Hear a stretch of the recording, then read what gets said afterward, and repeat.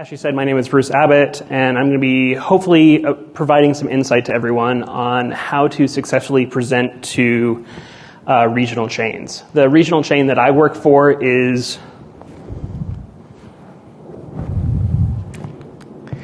Brown Jug, which, as she said, is a long-time Alaskan business. It's been around since the 1930s. We had about a 12-year stint of Canadian ownership from 2008 to 2020 when it was brought back under Alaskan control by Afognak Native Corporation, and we're happy to be back as an Alaskan company once again. But it has 21 stores, as she said, over the state, ranging from 2,000-foot corner store locations to 15,000 square foot destination locations.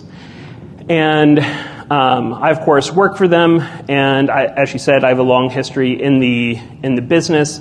But for Brown Jug, I've been with them for 8 years, and I manage their wine and spirits categories, which means that I'm responsible for the purchasing, the pricing, the merchandising, the marketing for all of these products across these 21 stores with 21 different assortments and 21 different shelf assortments. That means that I have to be really, really efficient with my time. And I think I'm not alone in that. I think a lot of regional buyers are in the same boat where they have a lot of different job responsibilities. We're in this interesting space as a regional chain where we're big enough that the business is going to be pretty complex, but we're small enough that a buyer has to wear a whole lot of different hats. And that means that we don't have a lot of time going back and forth with importers and suppliers when those importers and suppliers aren't providing us with all the information that we need to make a buying decision. So in this talk, I want to talk about some presentations and effectively presenting to chains. And I first want to kind of share how those presentations can go right and how they can go wrong. And there's a couple of presentations that I've had just recently that kind of illustrate this. I had one this past year where the supplier came to me and they first asked me a lot of questions about the business, where Brown Jug was in the market, what we did well with, what our weaknesses were, what I was looking for as a buyer, the best way to get product to us. They did their research on how product made it to Alaska and what the pricing would be once it landed in our warehouse. And so when they pitched to me, they had all the information I needed. They presented appropriate products. They knew exactly what my landed cost would be, what kind of quantities made sense for my business, and they provided what kind of support they would provide after they made the sale. And I said yes to this presentation. We started out with just one pallet of one SKU, a small start, but because of that, we were able to build the business because of the great support they provided on that small sale, to working with dozens of their SKUs, and they've become one of the largest control label suppliers that we have in the company right now. On the other hand, I receive a lot of pitches that look something like this, and I think a lot of regional buyers can empathize with this. We get an email that says, hey, I have a container of product sitting at this port, it's at a great price, it's a great product, can I get a commitment on it? And there's no information on how this product is going to get to market. There's no information on what my landed cost will be on this product. There's no information on how this product will be supported and how we sell an entire container of this particular wine or spirit. Chances are my answer is going to be no when it comes to those kind of things, because those suppliers, those importers, aren't providing the buyer with all the information that they need to make a buying decision.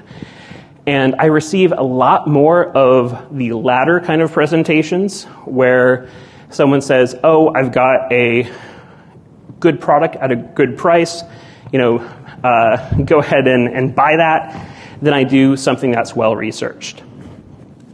And I think that for a lot of suppliers and importers, they want to think that they have this wonderful product that no one has anything like it. But the truth is, for regional buyers, our access to products across the market is larger than it's ever been before. We have more options than we've ever had before. And for any product at a particular price point, I can tell you right now, we have 5 other options that we could go with instead. So when it comes to making our buying decision, it's not just a price point. It's not just the QPR of that item. It's the other things, the intangibles that you can offer. And that can mean the ease of us getting it to market. That can mean how quick the turnaround time is on an order, so I don't have to forecast 6 or 12 months out. It can mean the point of sale support, the consumer education that you're going to provide. It's those other things that are going to help me make my buying decision and other regional buyers like myself. And to address all of these topics, in my experience, the most effective way for an importer or a supplier to present to a regional chain is to not just go ahead and pitch a product, but have 3 separate conversations with the buyer. And I call these the investigation, the pitch, and the follow-up. These are the 3 steps that I think are going to help suppliers and importers make more successful pitches in regional chain markets. And the first step is the investigation, right? This is where you have a conversation with the buyer to find out more about their business and find out all the information that they're looking for when they're evaluating a pitch. So to have that full picture, you have to start with the chain itself. Where's that chain positioned in the market? Where does it want to be positioned? What are its top categories? What kind of quantities does it buy in? And just looking at Nielsen data for a market doesn't tell the whole picture. It's a conversation you really have to have with the buyer to get all the ins and outs. For example, at Brown Jug, in the Alaskan market, for example, 3-liter box wine is king, right? It makes up about 20% of the wine market. Absolutely huge. But for Brown Jug, our top wine by dollars, Veuve Clicquot. So the presentation that you would make based off those 2 different pieces of information could be very, very different. As a buyer, am I looking for box wine? Absolutely. But what I'd really like, it's probably going to be a Veuve Clicquot killer, right? Not only do you need to talk to the buyer about the chain business, but then you need to dive in deeper to what the buyer really wants to see. So the buyer is going to know what regions that the chain is strong in, what price point, what kind of things they're looking for as far as labels, and all that information you're going to be able to get from the buyer. And besides these kind of tangible things like the regions, the styles, the price point, what they're looking for in labels, there's always going to be individual things that each buyer is looking for that doesn't fall into those categories. These kind of hot button issues that each buyer is going to have. We're all trying to do our best to take care of the company and make decisions in the best interest of the company. That doesn't mean that we don't have our own hot button issues. For example, I'm a sucker for wood box packaging, right? I think it's great to make displays on the floor with, and it's a huge part of a buying decision when I find something with a wood box. Each other regional buyer is going to have those kind of likes and dislikes, and finding out that information is going to be important for you to make an effective pitch. Now, once you've gone and you've gathered all this information, you've had this talk with the buyer about the chain's place in the market, about what they're specifically looking for, it's okay to say to the buyer, hey, you know what? We don't have anything in our portfolio that meets your needs right now. As a buyer, I would much rather have a supplier or importer tell me that and then come back later and say, hey, something's come across my desk, something's in my portfolio now that I think is going to work for you. I'm much more likely to listen to them and have that second conversation than if they go ahead and pitch products to me that they know aren't a good fit. And most buyers are going to respect that if an importer or a supplier says, hey, we don't have anything for you right now. I'm going to check back with you in 6 months because I have something coming down the pipe that I think you're going to like. So once you've gathered all this information, it's now the time for the pitch. And this is putting all those pieces together into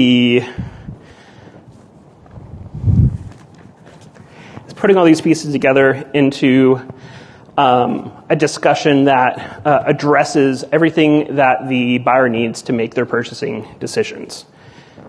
So what does a buyer need to make that purchasing decision? Well, they need to know their pricing, which is something I find people fall down on a lot as importers and suppliers, is getting accurate pricing. To know pricing, you have to know the route to market and how it gets there, what the freight costs are, what the excise taxes are, and everything in between. Of course, the quality and the packaging, other features and benefits, and of course, what kind of product support that you're going to offer as well. As I said before, cost is really the most fundamental part of the pitch, and it's the part that I find most suppliers and importers fall down on, because suppliers and importers know their FOBs, right? But for a regional chain, we need to know how the product is going to get there and what it's going to cost us to get in the warehouse. When someone says, like I said, I've got a container of product, in Bordeaux, there's a lot of moving pieces that have to happen before it winds up in my warehouse. And a lot of excise taxes that have to be paid, a lot of freight that has to be taken care of for a regional chain like Brown Jug, which is literally at the end of the distribution network, and with the second highest excise taxes in the nation, these kind of things make a big difference. To put it in perspective, I recently had one of our great supplier partners offer us a deal on some control label vodka for $40 a case out of their pickup location. For me to put that in the warehouse, my landed cost on that case would be $120 a case. So having all that information, being able to present a realistic landed cost is so incredibly important. And to know that landed cost, like I said, you have to know the path to market. Don't make the regional buyer do this homework for you. Make sure that you have a path to market, which means that you've already talked, say we're in a 3-tier state, you've already talked to the brokers and distributors in the state and know how that product is going to get there, know how the freight forwarder is going to pick it up, and how it's going to finally wind up in the buyer's warehouse. As a buyer, like I said, I have a lot of stuff going on. It's very easy for me to talk to a local distributor, call them up, and get them to back up a truck full of a national brand to my account. Make it that easy for the regional buyer to buy something on a direct import or a control label out of a warehouse in California or New Jersey or wherever it may be. Don't make the buyer do that homework for you. Quantities, of course, are something that's important to discuss in the pitch. And I really think that this is something that a lot of people get wrong, because when it comes to quantities, we all want to sell as much as possible, right? We want to go big. We want to sell a lot of product. But what I find that is this doesn't always work and can often backfire when we go big. And I understand where this comes from. Back when I was worked for a local distributor for 5 years, I mainly handled fine wine, but it was an Anheuser-Busch distributor, which means, of course, we went through the Anheuser-Busch sales training. One of the things they pounded into us was, when you have a deal, say a 50-case deal on something, ask for 100. Always ask for twice the amount that you're willing to settle for. And I think this is really, really terrible advice, especially for regional chains, which have to be very cognizant of inventory costs and things like that. I want you to imagine two different suppliers selling a product into a regional chain. And these suppliers have sold a product in, and these products have the exact same sell-through rate in the chain. One supplier sells 12 months worth of inventory. One sells 3 months worth of inventory. The one that sells 12 months is probably patting themselves on the back. Oh, I've made this great sale to this regional chain. I've sold all these cases. That's awesome. But you know what? The buyer is going to be looking at that product that's sitting in their warehouse for 12 months collecting dust, and they're not going to be super happy about it. They're also going to see this product that, hey, it's been a couple months. I better reorder this product that's selling through that only has, a 3-month inventory on hand. I better make that second buy. Chances are, in the long run, you're going to do more business with that 3-month inventory than you are that 12-month inventory, where the buyer may say, hey, if I have to buy 12 months of inventory again, I'm just going to say forget it.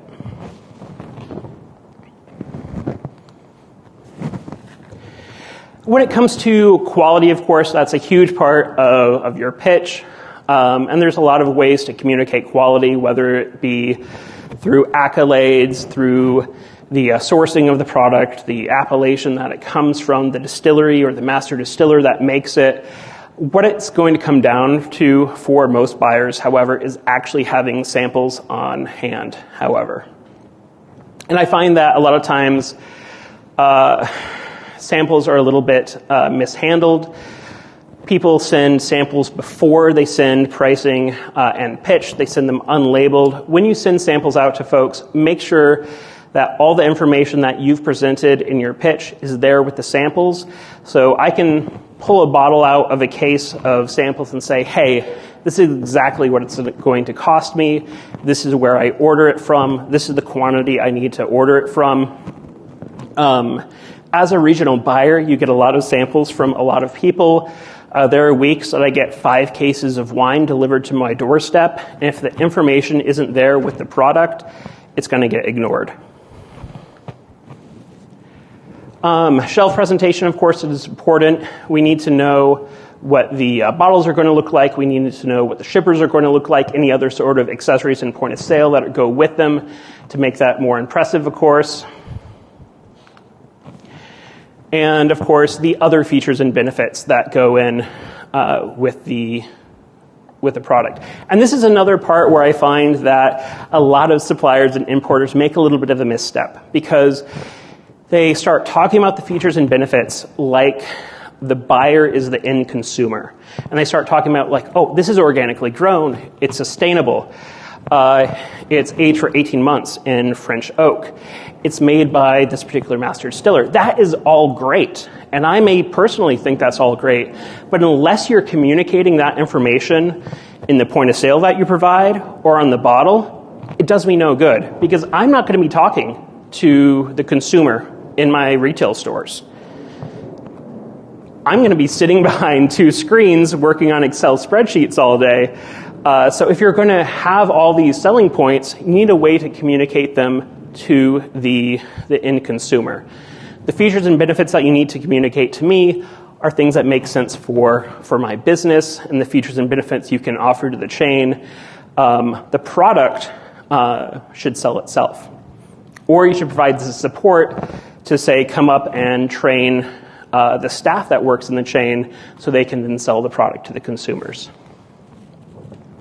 Product support, of course, is a huge deal. We need to know how you're going to support that product in the market once it gets there. It's not just make the sale and then forget about it.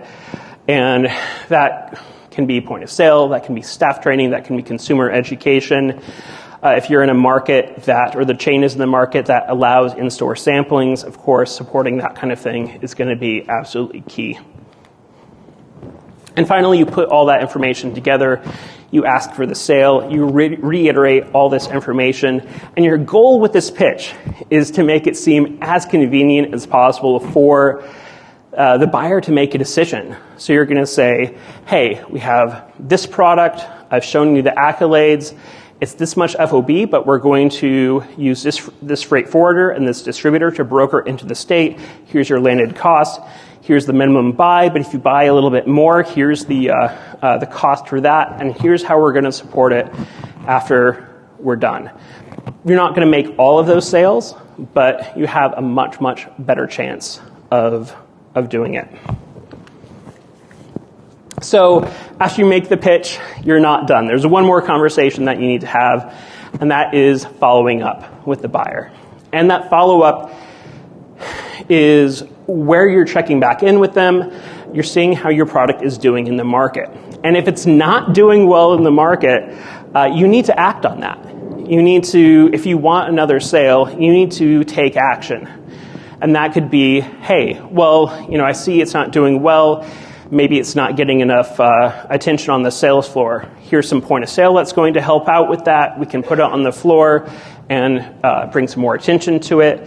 Let me get the winemaker on a Zoom call with your wine stewards, and we'll do some staff education so they can talk to consumers about it.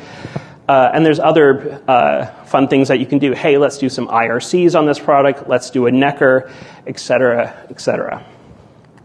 But that follow-up conversation also gives you an opportunity, because if the product is doing well and you've supported it well in the market, it gives you a chance to capitalize on your success in the chain.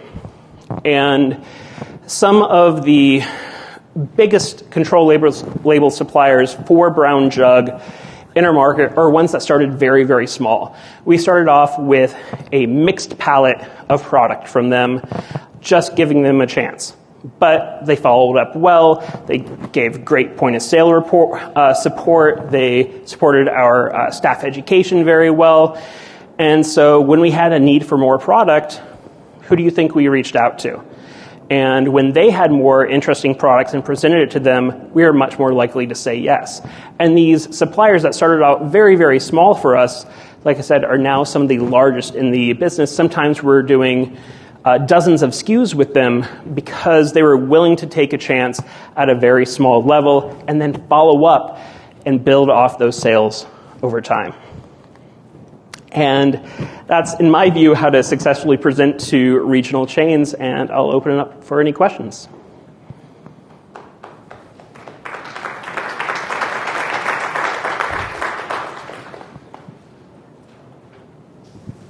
Yes? I got a question for you. Sure. It sounds great, but how much time do you spend with people trying to talk to you and find out about your business and how it lands? And you wouldn't be able to do any work.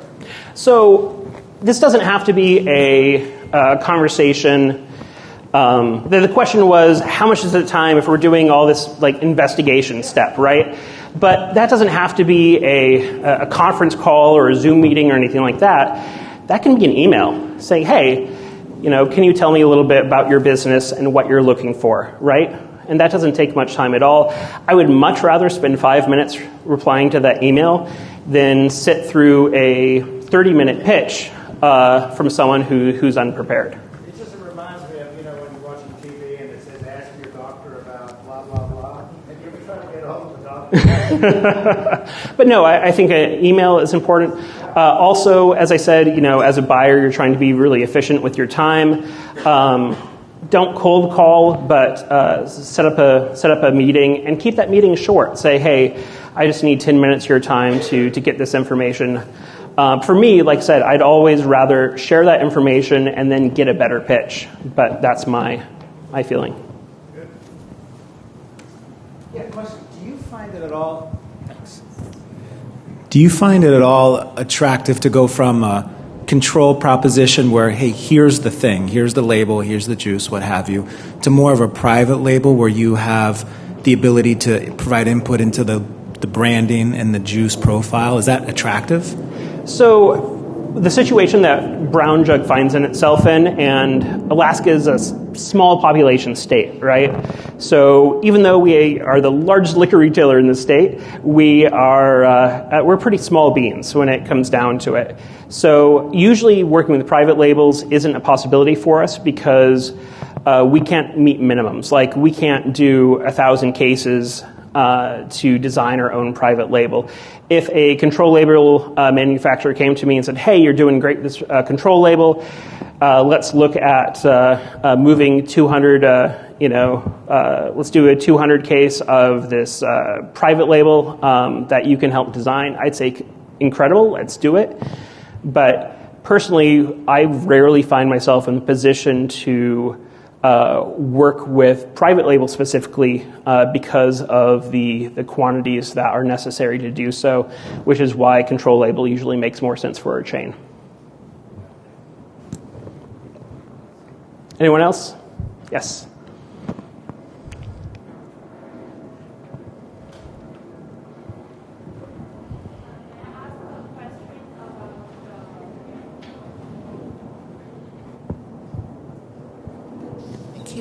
Yeah, thank you. May I ask a question about the forecasting since the pandemic? Did your forecasting change since the pandemic? Will people buy wines differently now? Yeah, so I don't think that our experience has been very different than the rest of the market in that we see kind of the 15 to 30 range exploding. In wine, that's where almost all of our growth is. Spirits, of course, is doing very, very well for us as well since the pandemic started. But in wine, it was really interesting to see that almost all of our growth was in the super premium and the luxury side of things, rather than the cheaper end of the business. Yes. And emails do you take from? How many cold calls do you take and emails? So, or what percentage of those that you get do you take? So cold calls. So this is kind of an important part that I glossed over here. It's important to know the communication style of the buyer and what they prefer. Because chances are, if I get an actual phone call in the middle of my day, I don't have the time to take a call. If I get a request for a meeting that I can schedule with them, and like I said, even if that's only, say, a 10-minute meeting request, I'm much more likely to take it. Cold emails are much easier to deal with, right? Because you can get to them at any point of the day and then follow up with that email. But no, if you don't have a relationship with the buyer in the first place, it can be challenging. But I would say just be persistent in sending those emails. I think, Bruce, I'll have a follow-up question on that to help everyone. If I had to send that email, like the cold email, what titles would you open? What body you would want in that email? So it's a decent first email. What would that look like? Sure. So as I think I kind of mentioned, that first email should be an introduction of who you are and who you work for and the potential for business. Don't start out with that pitch. Because I get a cold email, I don't know you from Adam, and you're offering me a product in that first email, chances are I'm probably not going to act on it. Because, like I said, I don't think you'd probably know our business very well and be able to provide us the support. But if you reach out in that first email, introduce yourself and say, hey, let's have a conversation where I ask you a little bit about your business so I can put together a great presentation for you, I'll take that email every time. All right. Well, thank you so much, everyone. I really appreciate it.